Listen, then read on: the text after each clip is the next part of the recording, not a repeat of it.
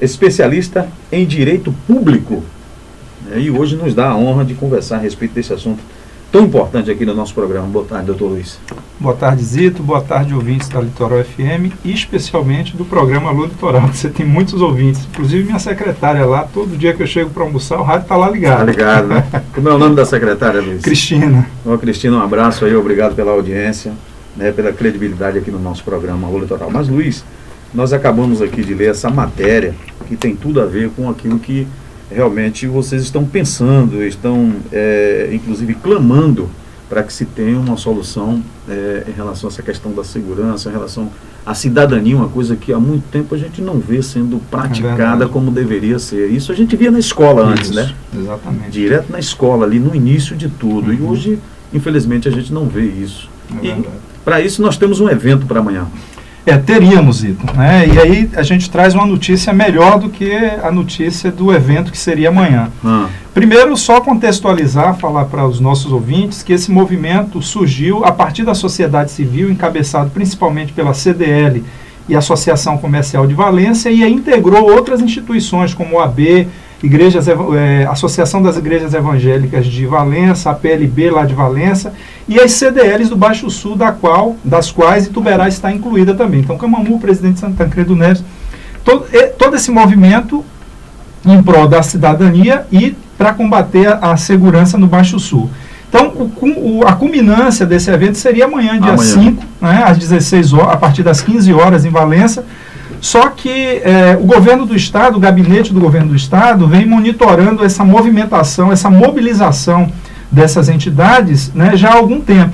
E na sexta-feira, o presidente da FCDL, juntamente com a prefeita Juscelia, entrou em contato com os membros da comissão, pedindo uma reunião para poder adiar esse evento que aconteceria amanhã. Em compensação, o gabinete do governador se comprometeu a, no mesmo horário, abrir um espaço para que um grupo, né, de membros dessa comissão fosse conversar com 4 secretários de Estado, sendo o secretário da Casa Civil, o secretário de Comunicação, o secretário de Justiça e o secretário de Segurança Pública, às 14 horas em Salvador, na governadoria. E, a depender do que a gente deliberasse nessa reunião, às 16 horas a gente já sentaria com o governador Jacques Wagner para poder discutir o que a gente está propondo para o Baixo Sul, que seria, inicialmente, algumas reivindicações que vale citar aqui. A primeira delas seria a nomeação de juízes e promotores titulares, né, para as comarcas. Por exemplo, você tem uma ideia, Valença, salvo engano, Valença são 3 juízes, sendo que um para a vara de execuções, um para a vara crime, e doutora Alzeni, que é uma super juíza, que dá conta da vara da fazenda pública, civil, juizado. Só para você ter uma ideia, são quase 30 mil processos para um juiz só cuidar. Quando, salvo engano, Valença, pela nova estrutura, deveria ter 8 juízes. Em Ituberá, a gente deveria ter 2 juízes. Nós só temos um, e esse um que estava aqui estava substituindo em Valença. Estamos sem promotor titular. Então, uma das primeiras reivindicações é juízes titulares nas comarcas, em todas as comarcas do Baixo Sul, promotores titulares e serventuários também para poder dar conta desse trabalho. O aumento do efetivo, tanto da Polícia Civil quanto da Polícia Militar. A princípio a gente lançou a proposta de transformar a Companhia de Valença num batalhão, mas a própria PM em Valença sugeriu que a gente sugerisse o desmembramento da companhia. Então manteria-se a Companhia de Valença para cuidar de Cairu, Presidente Tancredo Neves e Valença, e criaria-se uma companhia da PM em Ituberá para cuidar de Camamu, Igrapiúna, Ituberá, Nilo Peçanha e, salvo engano, Taperoá. Então essa foi a outra proposta. E uma reivindicação própria de Valença, que seria desativar o presídio de Valença. Aliás, situação que eu acho muito difícil, porque houve um investimento milionário do governo do Estado, e para você desativar teria que ir para outro lugar, ainda que fosse aceita essa proposta, seria a muito longo prazo. Mas as outras propostas, elas são propostas factíveis, né? Para a gente começar esse movimento. Agora, Luiz, em relação às delegacias de polícia, a gente sabe que a região ela é muito carente em relação à estrutura física das delegacias de polícia. A gente não tem uma condição carcerária digna, a gente não tem um local que o delegado possa realmente trabalhar com seus companheiros de trabalho aí. Na grande maioria, os serviços de investigação também ficam prejudicados por conta dessa estrutura que eles não possuem. A interligação tão prometida entre as polícias, né, que nós teríamos polícia militar, polícia civil ali interligada com as informações para poder ter êxito nas suas ações. Isso realmente não acontece, principalmente nas cidades do interior. Eu acho que essa também é uma pauta para que a gente possa, junto ao governador... Perfeito, Zito, perfeito. Eu vou inclusive anotar isso aqui, porque amanhã eu vou estar integrando a comissão representando Ituberá, e isso que você falou é muito interessante, porque o combate à violência não passa só por isso que a gente colocou aqui. Na verdade, isso aqui eu diria que é a ponta do iceberg, porque a base do combate à violência está numa política estruturada, com você, interligada entre os diversos órgãos, que eles precisam estar se comunicando e planejar isso de forma estruturada. Então, o combate à violência passa por uma educação de qualidade, não tem dúvida, passa por um incentivo maior à cultura e ao esporte, para que você tire crianças e adolescentes de não estar fazendo nada e dá uma atividade salutar para eles e que discipline. Com certeza. Né? A escola em tempo integral, que o governo federal, através do Fundeb, ele faz esse repasse para o município. Se o município tiver escola de turno integral, ele recebe dobrado o Fundeb. Então é preciso de uma série de situações, essa integração entre polícia militar e polícia civil, uma melhor integração entre polícias, promotoria de justiça e judiciário, porque os órgãos não se comunicam. E com isso, a violência tende a crescer, porque na verdade a gente fica combatendo só as pontas. Apagando fogo. Apagando fogo, né? Então você precisa de uma política mais estruturante. Inclusive, essas propostas que a gente está fazendo aqui são propostas de apagar incêndio, porque o que a gente vai tentar discutir com o governo do Estado é ter uma coisa mais profunda, mais estruturada. Um planejamento, integrando várias políticas, que não é só a questão de segurança, mas, como eu disse, entre educação, entre esporte, entre a lazer, e integrado também com os governos locais, porque os municípios eles têm um papel muito importante no combate à violência, porque a política pública de educação, quem faz é o município, a política pública de cultura, de esporte, de lazer, quem faz é o município. E o Estado precisa realmente assumir as despesas da polícia, porque muitas vezes a gente percebe que o município acaba se sacrificando. Muito.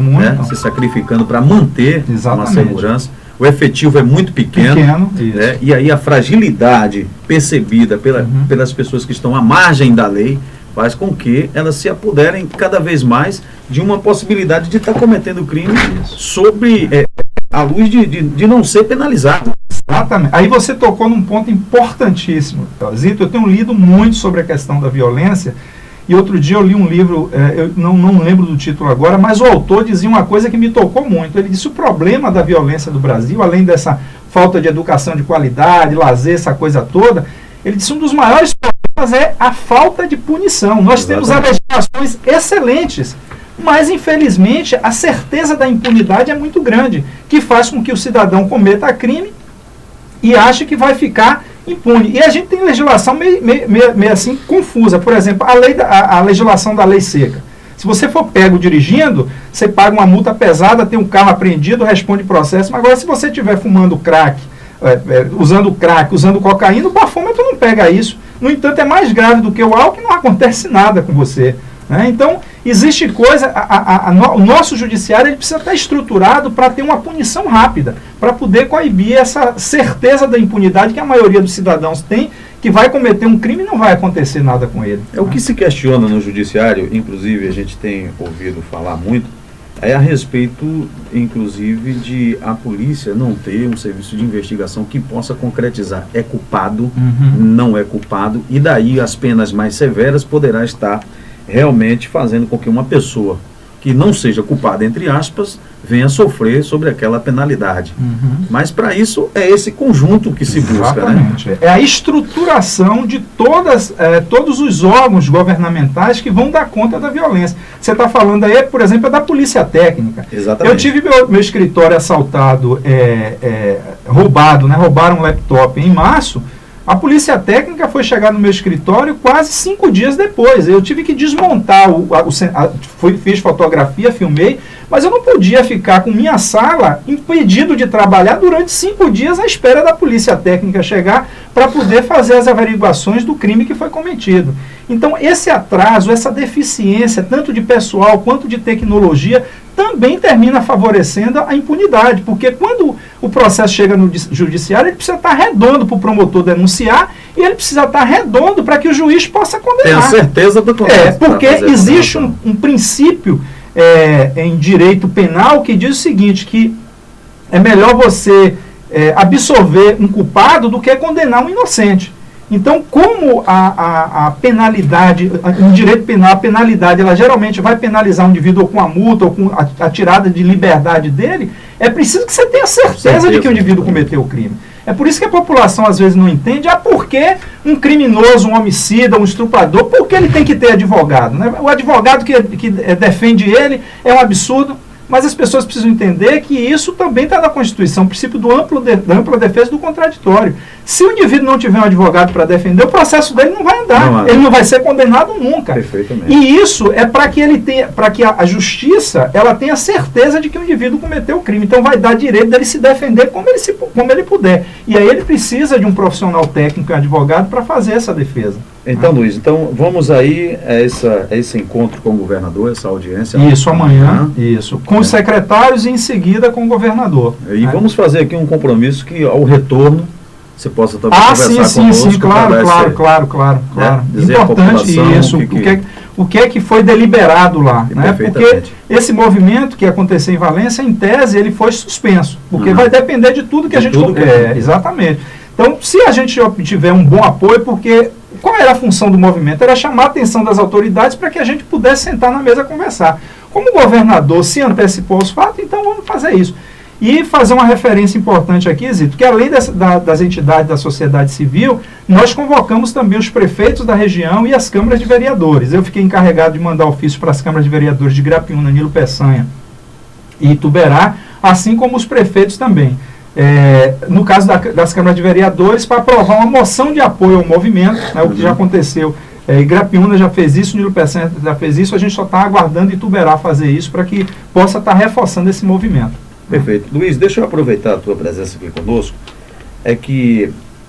agora vamos falar sobre municípios, sobre criação de município especificamente, né? A presidente Dilma sancionou a lei e que deverá acontecer aí novos municípios, né? Novos distritos se transformando em novos municípios.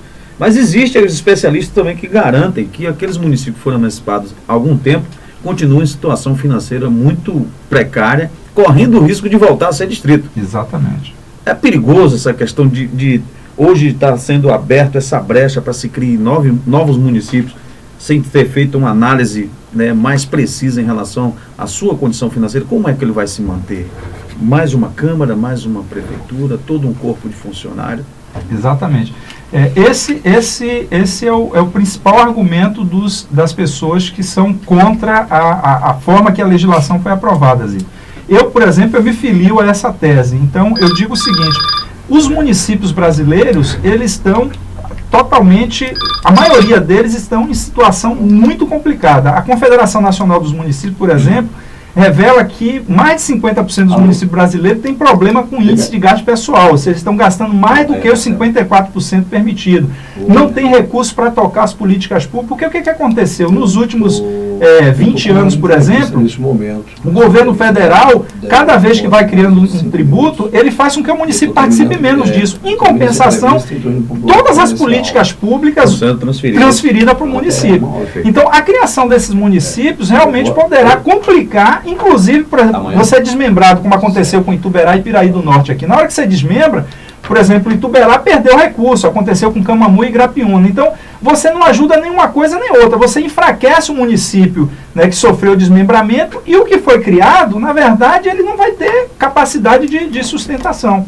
Então, isso termina sendo um problema para a comunidade. A lei, apesar de ser técnica, a gente sabe que o tratamento que é dado a essas questões é de forma política, né? Então, na hora que vai se avaliar, então a comunidade, no afã de emancipar, não está preocupado que vai se criar um custo a mais, que vai ter mais despesa, e que as políticas públicas dele necessariamente não vai ser atendida do jeito que deveria. E, consequentemente, do jeito que vai aí essa NAU, nós teremos também mais corruptos. Sim. A tendência é que aumente. Inclusive, existe uma PEC, que eu sou a favor dessa PEC, no Congresso Nacional, tramitando para que os municípios com população de até 50 mil habitantes, as câmaras de vereadores, os vereadores não precisassem ser remunerados.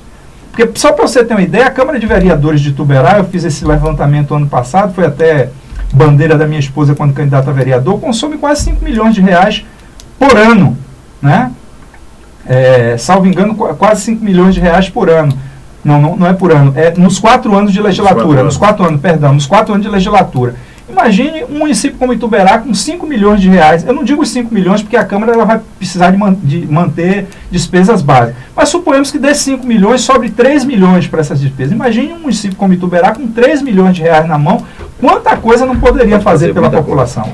E aí muitas vezes você vai remunerar 11 vereadores, né, com salário, não nada contra a remuneração dos vereadores, mas eu acho que a gente está no momento de lidar com prioridades. A prioridade não é remunerar. Eu, por exemplo, sou presidente da CDL há quase 3 anos.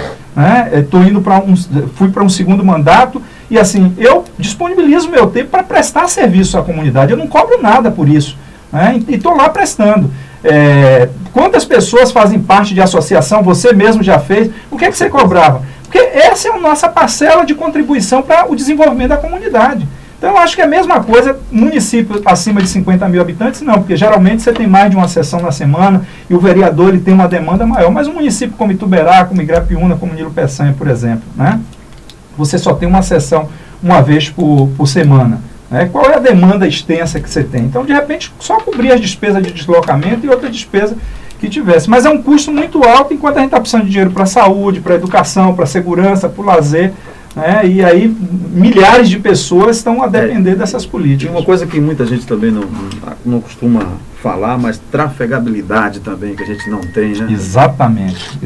Horrível. Vim essa semana de Salvador e o governador se comprometeu, inclusive, em falar conosco, juntamente com o presidente do DERBA, a respeito da BA 001, a BA 250 também aqui, que liga Ituberá-Piraí, mas a estrada Nazaré, Valença e, consequentemente, Valença-Travessão, está horrível. A pessoa tem que ter muito cuidado para dirigir. Né? E principalmente quando você escolher viajar à noite, né? Porque o risco de assalto é muito grande. Você diminui, você passa ali a 20, no máximo 30 por hora, porque é muito buraco. Inclusive, há uns 15, 20 dias atrás eu fiz, porque um outro canal, eu gostaria de chamar a atenção dos ouvintes aqui, quando essas políticas públicas do Estado não tiverem sido atendidas, acessem a ouvidoria do Estado, é um mecanismo de acesso direto ao governo do Estado.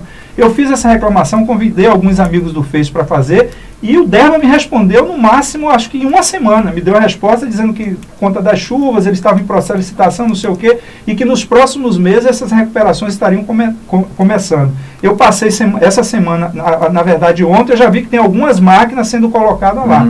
Então é um canal perfeito também para a gente fazer reivindicação.